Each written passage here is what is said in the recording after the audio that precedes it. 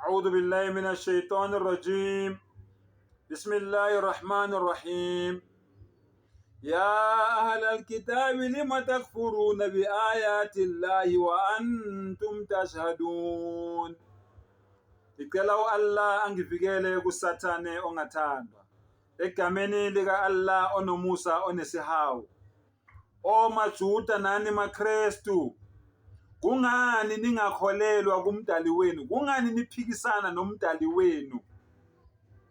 Nibe ningofakazi ukuthi lento eniyenzayo ayikho. Umdali uyabuza, maKristu, maJuda, maRoma, maNazaretha. Umdali uyabuza, kungani niphikisana nezambulo zikaMdali wenu? Kungani niphikisana nemiyalo kaMdali wenu? Nibe nazi ukuthi lento eniyenza i-wrong. Umdali uyabuza. Umdali uthi ku-Quran,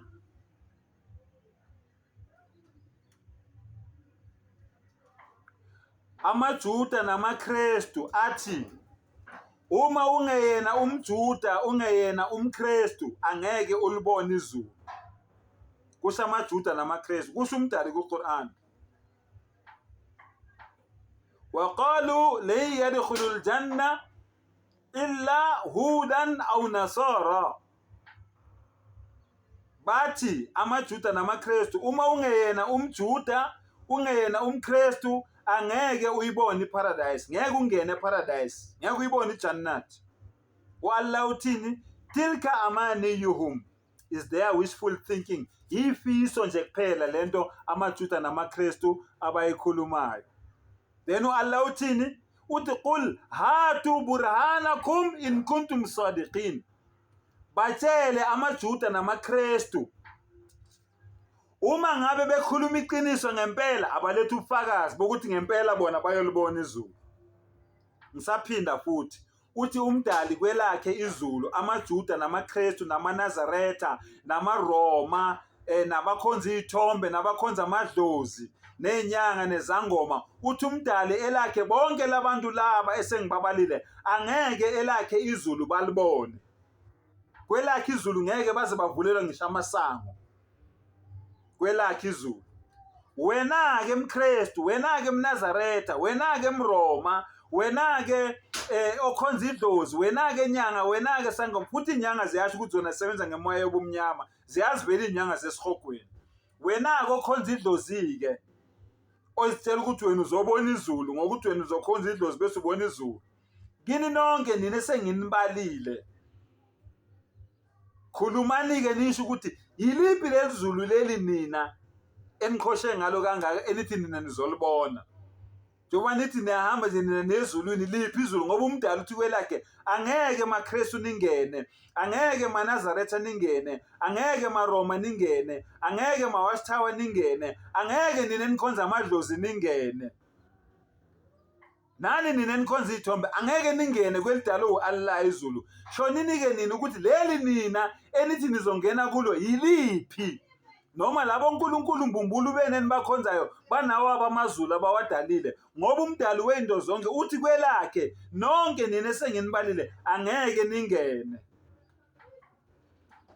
NeBhayibheli liyangifakazela. Awulalele, ngivule incwadi kaJakobe la, uJakobe 5 ivesi u-19 phezulu ithi abadukisiweyo.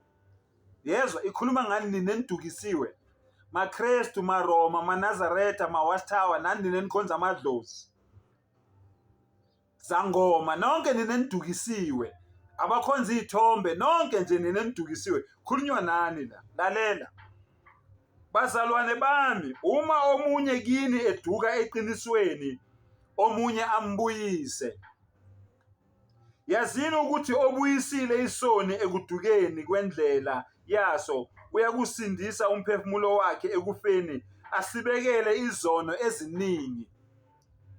Mawubuyise nje isoni esiyi-1, yabo njengoba ngikhuluma nani kanje, out of 6 billion la emhlabeni ekhona, mangibuyise nje abantu abawu-5 noma abawu-10 bangizwa, ngiyobe ngibasave ngabaphephisa ezonweni ey'ningi akade besazozenza uma bewavulile amehlo balibona iqiniso. Lalela-ke, ngithe kuwe iBhayibheli lithi amaKristu noma ngithi wonke umuntu okholelwa eBhayibhelini uyesihogweni. Kusho iBhayibheli akusho kambatha umntwana. Ake ngufundele abaseKorinte bokuqala isahluko u15 ngizoqala kuverse 15. Kodwa mawufuna ukuyizwa kahle ukhuphuka uyiqale lapha kuverse 1. Kodwa mina ngiqala kuverse 15 ngoba ngifuna ukukuprovela ukuthi wena mKristu, wena mNazaretha, wena mRoma, wena mWatchtower, nawe wena okhonza idlozi, nawe wena okhonza ithombe, nonke nesihogweni, iBhayibheli liyakufakazela lokho. AbaseKorinte bokuqala isahluko u15 iverse u15, ulalelisise. Yebo, sifunyanwa singofakazi bamanga ngoNkulunkulu, ngokuba safakaza ngoNkulunkulu ukuthi wamvusa uKristu. Akamvusanga kambe uma kanti abafileyo bengavuswa. Ngokuba uma abafileyo bengavuswa akavuswanga naye uKristu. Ngiyacabanga uyizwa kahle. Ayithi uma abafileyo bengeke bavuswe, ithi uma bengavuswa, present tense. Angithi nina amaKristu nithi uJesu wavuka. Uthi-ke uPawuli mangabe lokho kwenzeka nabantu abafe bavuke. Uma kungenzeki lokho sifunyana singofakazi bamanga. Uyayifaka naye uPawuli, umlalele kahle. Akathi ni, uthi si. Yebo, sifunyana singofakazi bamanga ngoNkulunkulu ngoba safakaza ngoNkulunkulu ukuthi wamvusa uKristu kwabafileyo. Uma abafileyo bengavuswa naye akavuswanga. Awungitsheleke sokuba bayingakiko baziyo wena bakini abafa bavuka bafakazela ukuthi uKristu wafa wavuka. Lalela kuyaqhubeka. Ngokuba uma abafileyo bengavuswa akavuswanga naye uKristu. Kepha uma uKristu engavuswanga, naloko ivesi eliyinkilayitheka. Ulalele kahle.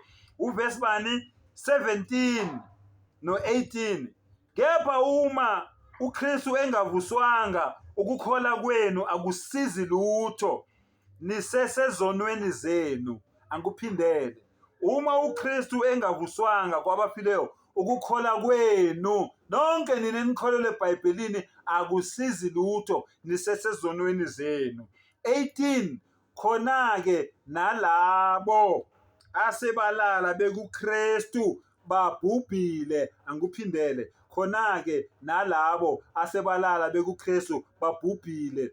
Nina amaKristu eniphilayo, enikholelwa ukuthi uKristu wafa wavuka, kodwa nibe nibabona abantu bayafa bavuki, nisesezonweni zenu. Ukukholwa kwenu kuyize, nokushumayela koPawuli kwakuyize. Kusho yena uPawuli, akusho mina.